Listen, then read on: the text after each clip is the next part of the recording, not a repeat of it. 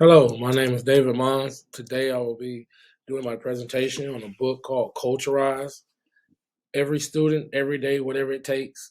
Jimmy Casas. And just like the tagline, every student, every day, whatever it takes. That's the main emphasis of this book, creating a culture within your school. And that's what I did. My PLP basically is about culture first. Culture before curriculum is very, very crucial and vital, I believe.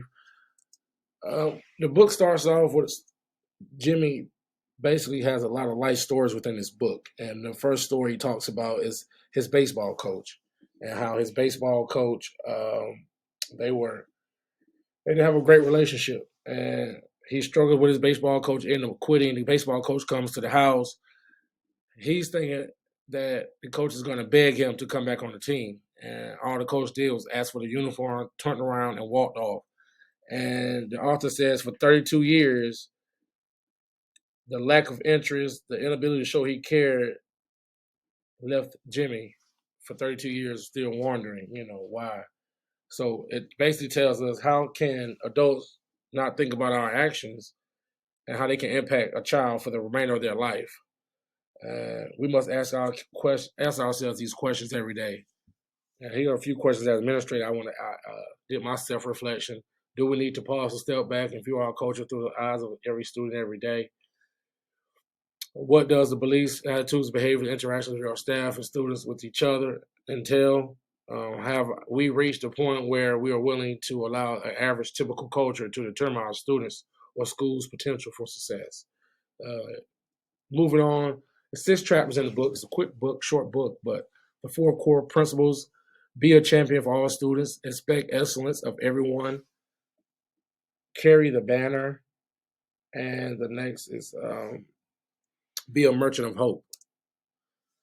Um, to be a champion for all students, that entails, as you can see, being centered on student-teacher relationships. I think that's very key and very vital. Creating a classroom culture. Students take risks, leave their comfort zone, and become vulnerable. But in order for students to become vulnerable and take risks, you must model that for your students in a meaningful way. Um, Also, this core principle one, was the cornerstone and foundation of good teaching. It is the cornerstone and foundation of good teaching that positively impacts students. Relationships, in my opinion, are very, very vital. They can never be a one-way street. You must have a relationship that is meaningful for the teacher and the student. Um, like I said before, you have to take risks and be uncomfortable, and become vulnerable to your students. So that way, it's a two-way communication with them. They can do the same within your classroom, but you also must set that classroom culture of peace, love, and a safe place. Second pillar is expect excellence of everyone. Um, Confident individuals, effective contributors, responsible citizens of the community, successful learners. If we dive into this principle, I liked about the focus on leadership. You don't have to be a leader. You don't have a leadership title to be a leader. I also said that in this book is focused on the things that leaders can do to improve school culture, communication being one of the key areas to help build a positive culture.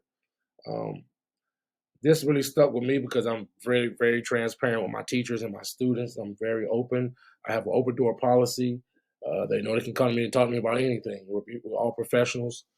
Um, I try to bring that every day so that my kids can see the best in me, my students, and my teachers. I'm always positive, but I'm always choosing to help build a culture in which my students feel appreciated and successful, as well as my teachers. Uh, Carry the banner. Great change begins with self change. This is very important. We must model what we expect. Change the awfulizers into awesomeizers. There are certain teachers and students who always focus on the awful things or the thing that's always going wrong or the things that's not right, as far as the negative. And they may seem like they're negative, positive people, but when push comes to shove, they normally do not harp on the positive thing. They're always on the negative thing. Those are the awfulizers. But as a school administrator, you want to have also awesome non-reserves around you, because these are type of students and teachers that support you and try to live up to expectations, even when things are not, you know, clear and concise. They still are inspired to put the best foot forward and to bring out the greatness for their students and themselves. And like I said, we must model this for each other. And lastly, the last core principle, I lost my slide. The last core principle was be a merchant. Um, the petals are beautiful, but the rose has thorns. A positive school culture has teachers and administrators who focus on the positive. Hope is essential. The author did use that metaphor. Um, it is important to focus on the petals in order to create a positive school environment in which students are inspired and feel like they can achieve their goals with their teacher's support. That's what I try and tell in our school building, in our campus. Uh, like I said, hope is essential. It's not a strategy, but it's essential to create a positive environment. And I've been noticing a lot of change these last first 12 weeks of the schools. As far as our hope and our culture is shifting, things are different. Even parents are noticing the difference. The teachers are behind us. We have a new administration in the school, and we're rocking low. We're rocking and loaded. We're in it together. We're very open with one another as far as administrators, and you can see it, trickling down to our students and our teachers, even our parents. I really love this book. Like I said, I'm a big culture guy. I believe that's the essential focus of any school. It should start with the culture. And like I said in the last slide, great change begins with self-change. You must look yourself and reflect on the things you can do to become better as an administrator and see what's best. But the book I really like because the biggest issue facing schools today is reflection and our ability to lead effectively.